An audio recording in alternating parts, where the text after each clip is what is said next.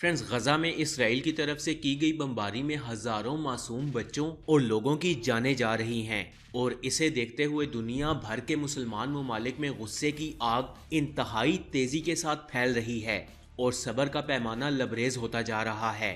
ऐसे में अगर हम पाकिस्तान की बात करें, जो कि एक न्यूक्लियर पावर रखने वाला मुस्लिम मुल्क है, यहाँ लोगों में इसराइल के लिए सबसे ज्यादा गुस्से की आग भड़क रही है।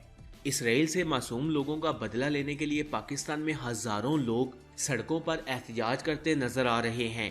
इसराइल और नेतन्याहू के पोस्टर जलाए जा रहे हैं और गुस्सा इस कदर बढ़ चुका है कि लोग अपने दांतों में इसके झंडों को लेकर फाड़ रहे हैं।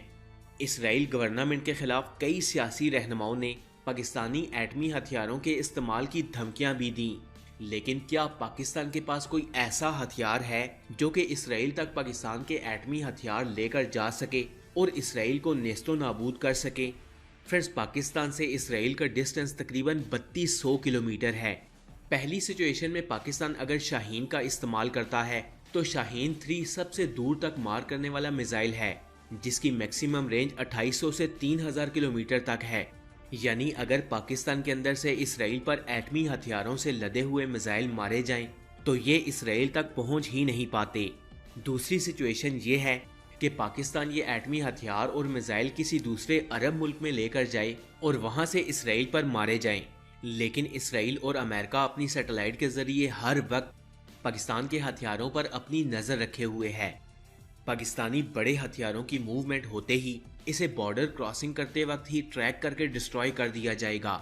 सपोज अगर पाकिस्तान किसी भी तरह अपने हथियार जॉर्डन, सऊदी अरेबिया या मिस्र तक पहुंचा भी देता है तो इसराइल के पास डेविड स्लेन और एरो 3 एंटी बैलिस्टिक मिसाइल्स मौजूद हैं, जो दुनिया के बेहतरीन एंटी बैलिस्टिक मिसाइल्स माने जाते हैं और ये इसराइल पर फायर किए गए मिसाइल्स को डिस्ट्रॉय कर देंगे। इन एंटी मिसाइल्स को धोखा देने के लिए पाकिस्तान को एक ही वक्त में कई सौ या कई हजार के हिसाब से मिसाइल्स दागने होंगे, जो कि पूरी तरह से इम्पॉसिबल है, क्योंकि पाकिस्तान हजारों मिसाइल्स एक ही वक्त में किसी दूसरे मुस्लिम मुल्क में ट्रांसफर नहीं कर सकता। अब बात करते हैं तीसरी सिचुएशन की।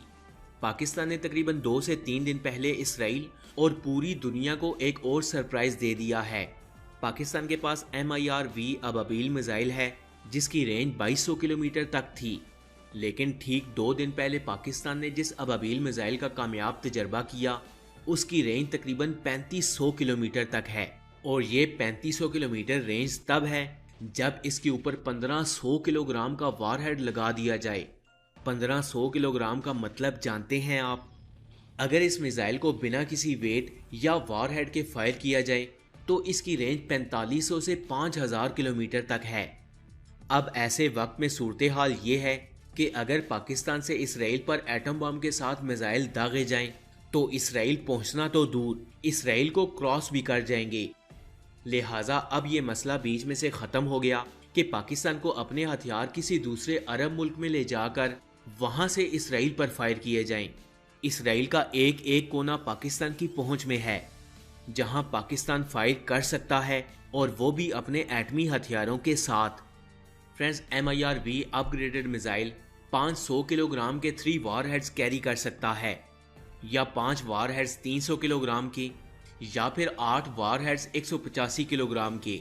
इसका मतलब ये है कि अबाबील मिसाइल एक ही वक्त में इसराइल के किसी भी कोनों में 8 जगहों पर 185 किलोग्राम के न्यूक्लियर बम गिरा सकता है। और एक मज़े की बात बताऊं, Israeli anti ballistic missile system in missiles को रोक भी नहीं सकता, क्योंकि अबाबील मिसाइल्स इन सिस्टम को धोखा देने की बेहतरीन सलाहियत रखते हैं। और अगर 1 मिनट के लिए मान भी लिया जाए कि ये एंटी बैलिस्टिक मिसाइल सिस्टम इस अबाबील मिसाइल को डिटेक्ट कर भी लेता है तो ये अबाबील मिसाइल एक ही वक्त में 8 मुख्तलिफ शहरों में वारहेड्स गिराने की सलाहियत रखता है। इसराइल का बैलिस्टिक मिसाइल सिस्टम 1, 2 या 3 वारहेड्स को इंटरसेप्ट करेगा, लेकिन बाकी तो अपने टारगेट को हिट ज़रूर करेंगे। और फिर अगर ऐसे में 50 से 60 मिसाइल्स एक वक्त में पाकिस्तान इसराइल पर दाग दे तो इसराइल चंद सेकंड्स में बूम।